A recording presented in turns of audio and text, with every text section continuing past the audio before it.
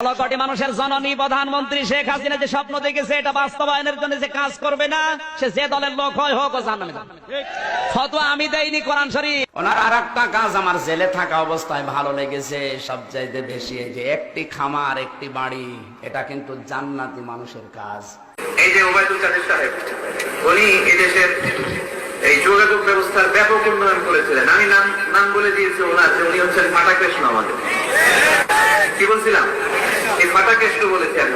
আওয়ামী লীগ ইসলামের শত্রু নয়, পুলিশ প্রশাসন ইসলামের শত্রু নয়। লা তাত্তাবিউ, অনুসরণ করা যাবে না মিন দুনিহি আউলিয়া, দুনিয়ায় কোন ওলি আল্লাহর জীবিত ওলি যদি কেউ বাংলাদেশে দেখতে চান, কোন দরবারে যাওয়ার দরকার নেই। ডাক্তার শফিকুর রহমানের দিকে তাকাবেন, ওটা টাটকা জিন্দা ওলি। 16 কোটি মানুষের জননী প্রধানমন্ত্রী শেখ হাসিনা যে স্বপ্ন দেখেছে এটা বাস্তবায়নের জন্য যে কাজ করবে না, সে যে দলের লোক হয় হোক ও জাহান্নামে যাবে। ফতোয়া আমি দেইনি, কোরআন শরীফ। আমাদের জননী শেখ হাসিনাকে আমরা আহ্বান জানাতে চাই।